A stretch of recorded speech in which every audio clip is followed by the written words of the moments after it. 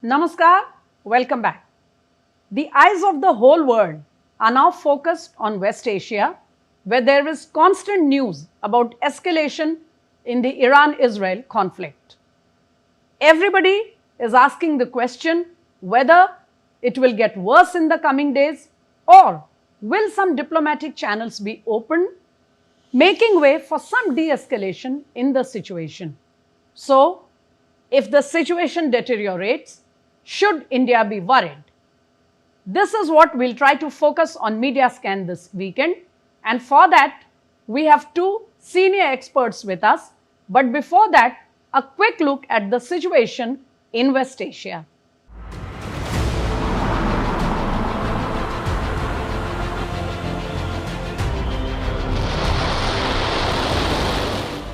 India has friendly relations with Israel. It also has historic and civilizational ties with Iran. In the current Iran-Israel conflict, India has chosen to stay neutral. PM Modi has called for peace in West Asia and reiterated his observation that this is not an era of war. Though India is not directly affected by the conflict, at least in military terms, there are some concerns that India needs to think about. The Chabahar Port is one of them. The terminal or the port is handled by Indians and it holds a strategic value for us. There are energy concerns as well, though reports of stoppage of oil from Iran are misplaced. India is not importing any oil from Iran, but disruption from the Strait of Hormuz may require alternate arrangements. Damage to operations at the Haifa port in Israel is also worrying. India has started evacuating its people from both Iran and Israel. But if the conflict expands, it could be worrisome for the Indian diaspora in other parts of the Gulf. Finally, the US getting involved directly and using Pakistan as a base against Iran can have serious security concerns for the entire subcontinent. As you've seen in the report just now, the situation is not giving way to much hope. There are chances that the US may get involved, and that certainly will be a big escalation in the entire scenario. So let me come to our guests for this weekend and try to decode with their help what it means for India, what are our major concerns in this scenario. I have here with me in our DD studios, Major General A.K. Siwach, veteran, well-known commentator on geopolitical affairs. Welcome, sir. Thank you. Also joining me, Director, India Foundation, Captain Alok Bansal. You have been listening to his thoughts on Media Scan on earlier episodes. Hello, sir, and welcome back. Thank you. I'd like to come to General Siwach here first. Sir, we are getting constant breaking news every few hours that there are fresh attacks from both sides. So definitely, this is showing an escalation in the situation. What, in your observation, is going to happen in the coming days? Will the US like to get involved directly? Will that mean an expansion of the affected area, and why should India be concerned? Very correct, Samita. Three issues.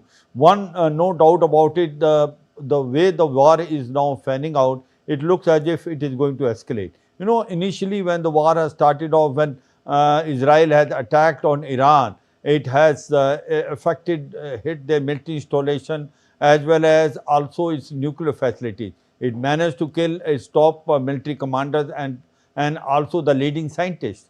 Now the point was that the Iran was seemingly looks to be on a receiving end because Israel has a very superior combat air power. Since the distance between both these countries is more than 2,000 kilometers, there can't be a ground battle. So the point is today, though Israel is a smaller nation but had a very strong combat air power. But at the same time, the Iran also has got advantage that it has got missiles and rockets and drones. The missiles which are supersonic also, and Fateh, Sajal. So the point is, in last 2 days, if you see it, the war not only escalated, it is also Iran responding back on Israel. And you find that Iran also attacking on certain main towns of Israel like you can say Tel Aviv, Haifa and also Jerusalem. Now the way the situation is as on today, both sides are claiming victory and both sides are attacking and hitting, including their civilian targets. Now the point comes is, in case if it escalates, what are its implications on India? The implications are going to be huge. One is that India is a friend of both countries, that is Israel as well as Iran. Right. Now, if you see Israel, Israel, we have a very good relation because they always stood by us, especially on Kashmir issue. Whenever we needed any weapon or ammunition, they have given, including in Kargil war. And we also always wanted to stay on the right side of Israel because we have a best of the relation.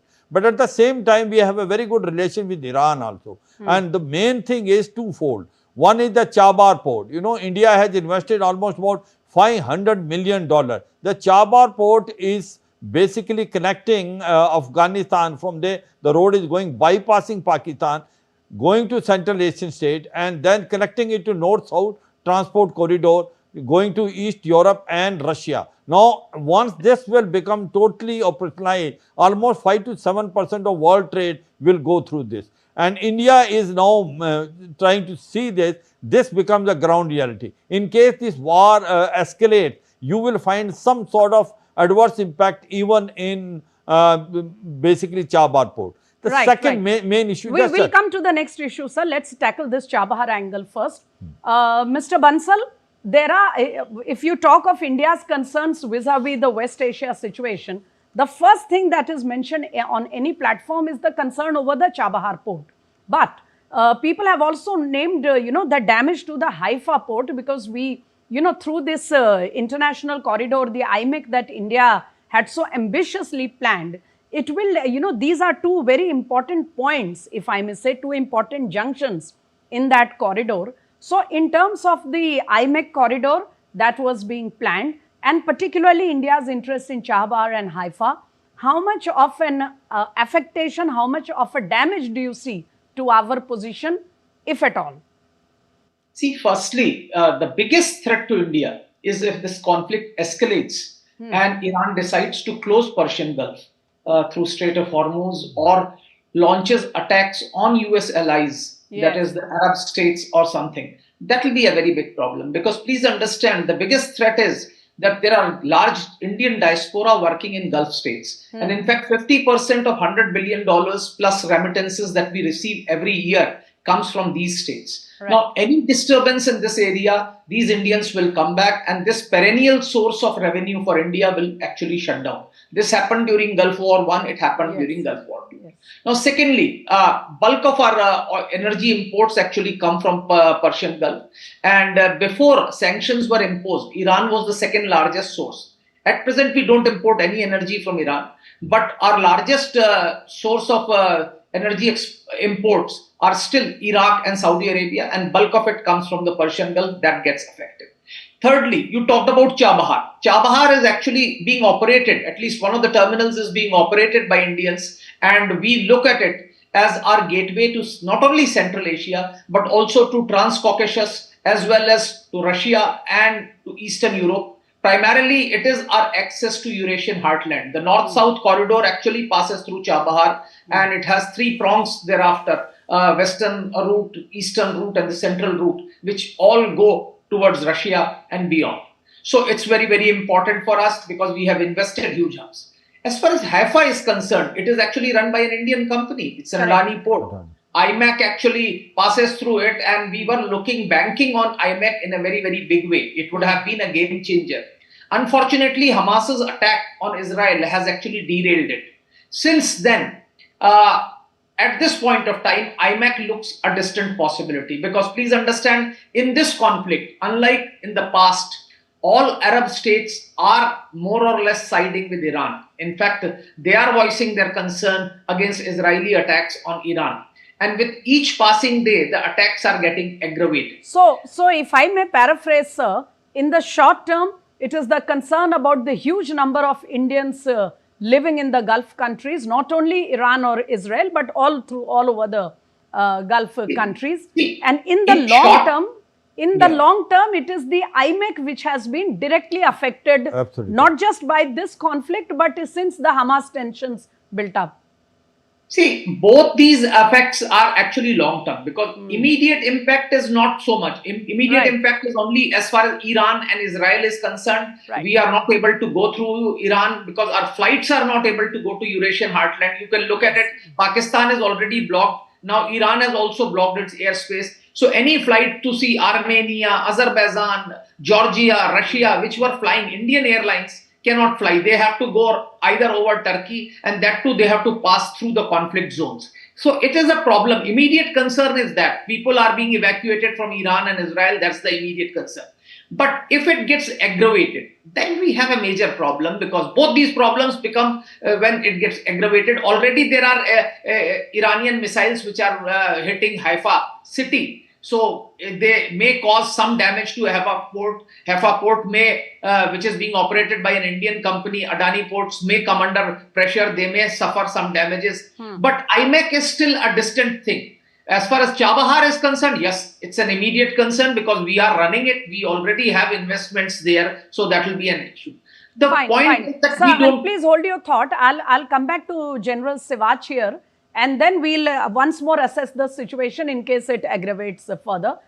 General Siwach, we have just seen that Iran made a one-time concession for India by opening its skies to help our flights to evacuate our people who are stranded in Iran. At the same time, as you have already flagged, we have warm relations with Israel at various levels. So basically, India is maintaining a neutral position vis-a-vis both the countries, something like the position New Delhi had maintained, the strict neutrality in the Russia-Ukraine situation. But in the past few days, I have seen several commentators writing articles and commenting on television that this is unsustainable and India will have to take a side sooner or later. Do you agree? No, Smita, if you see that even in Iran-Russia war, everyone was talking about it. Ukraine-Russia. Ukraine-Russia war. That everyone was saying that India has to take one or the other side because it will not be sustainable. But India said that India is toward the peace. We want the solution to be found from dialogue and diplomacy. You know, it was only Prime Minister Modi which can look into the eyes of Putin and tell him that it is not an era of war, and Correct. we sustained it. The point is that India was the only country which had a very good relation with Ukraine, very good relation with Russia, and both were ready to listen to us. And Prime Minister Modi went to Ukraine, and then he also went to Russia. So saying that it is not sustainable, I don't really agree. In this case also, one knows it that both are very important to us, whether it is Iran or whether it is Israel. You can't take one side vis-a-vis the other country. Now, as far as India is concerned, we are telling that dialogue and diplomacy should take over and there should be a peaceful solution. We are basically... Which was our position in the case of Ukraine-Russia also. Absolutely correct. And the second thing is that, you know, why some commentators are saying, because the SCO statement which was recently passed condemning Israel on attacking Iran, we have not been part of that. But certainly, you know, we don't want to be seen that we are taking side of one country or the other. And I suppose it is sustainable because our intentions are very noble. We are friends for both. Now, as we are talking about it, when it is a question of Iran, we have been always standing by it. After all, we have invested $500 million in Chabahar Port. And we know it that in case Strait of Hormuz blocked, there will be an adverse impact. And now as far as Israel is concerned, very rightly, the Haifa port is the, I can say, the heart of India, Middle East, Europe economic corridor. As Captain Alok Bansal was telling, possibly it will get a setback. But I certainly have a lot of hope. I certainly have a lot of hope. In time to come, it will become reality, region.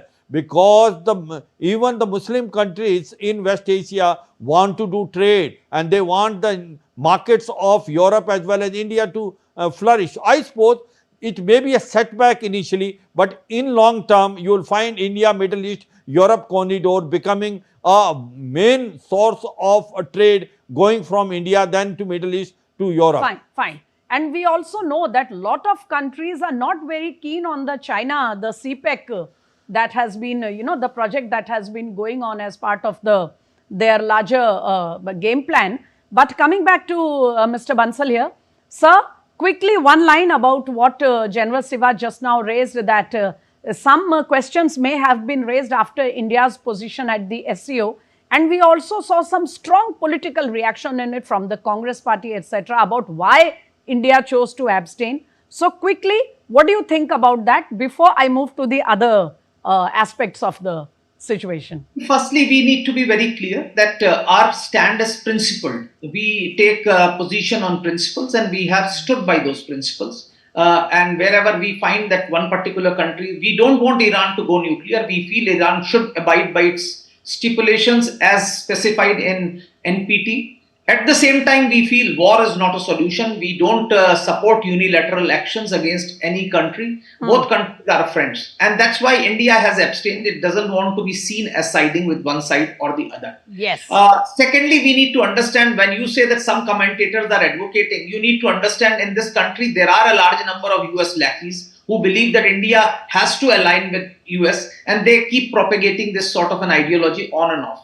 I think India has sustained its policy of non-alignment. We have taken a principled stand, and I think this government is not going to buckle down under any pressure. Any country may like to say whatever it is. We have not taken a stand on Russia-Ukraine war, where there was enormous pressure on India to side with one side. So in this particular conflict, there is no chance. And please understand, in this conflict, many countries of the world at this time are actually not supporting the US stance as far as globally it is concerned. That is right. So I'll come back to General Siwach quickly about another development during this week, which is not directly linked to this Iran-Israel situation, but it is supposed to have an impact on it. That is the lunch that was hosted by the US government, and Pakistan General Asim Munir was a participant in that lunch along with US President Donald Trump. And since that lunch, it is being predicted that perhaps the US will want to use Pakistan as a base of operations if and when it decides to, take action against Iran. In that case, does India have any kind of security or military concerns, General Siwach? No doubt, Smita, your appreciation is bang on. There is no denying the fact, in case Donald Trump has called Jana Asim Munir, he knows it, who is the most powerful person in Pakistan. It is Pakistan army chief. Every country has army, but in Pakistan, army has a country. The power flows from Rawalpindi, not from Islamabad. Having said so, one can say it, why has he called him? He has called him because for two reasons. One is that Pakistan was the only Muslim country which was outrightly, criticizing Israel on attacking Iran. Now, that was one point to soften up. And the second thing is, should the America decide to go in Iran, it needed air bases and logistic nodes. And that is where it will use Pakistan. Remember, Pakistan has a history that Americans have been using against them when the Russians have come in Afghanistan. That time also again the bases were given by Pakistan, and against Taliban the bases were given. So in your observation, it's okay what people are writing about. What do you think? Will it happen?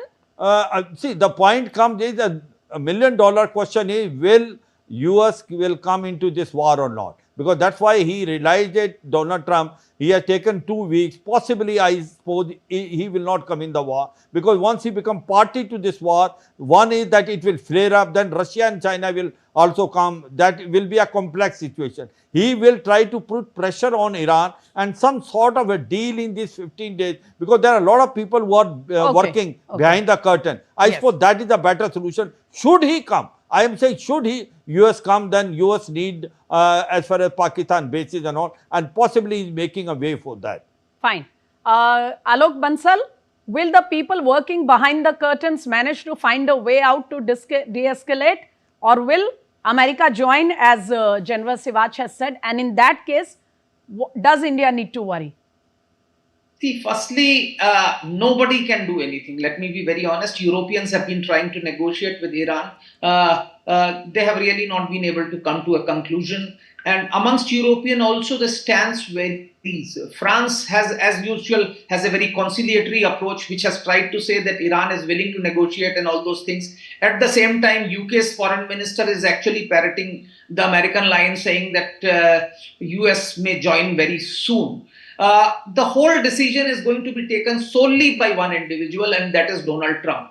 Because if you see the foreign policy of US under his administration do not follow a pattern. They do not follow a standard US policy. No. So it is one individual's decision what he wants to do. And we have seen that even when his advisors, including Tulsi Gabbard, who heads the intelligence, said that Iran was not going to make a nuclear bomb, he recently said she's not right. She's not correct. I decide what it is to be done. So in that sort of a scenario, a conflict may arise, and I don't think so. So sir, we don't have too much time. So considering both the scenarios, what is the position India needs to adopt? What can India do to protect our geopolitical interests and not get involved or either forced to take sides? From India's point of view, we should try and see if this conflict can come to an end. If a negotiated settlement takes place and Iran can be persuaded to stop its nuclear program, and US could pressurize Israel to stop its offensive, that will be the best option from India's point of view, and that is what is required. Fine. General Siwach, last question to you. What do you think is the best option for India under the circumstances? Also, what should India do in case it escalates, as we have just discussed?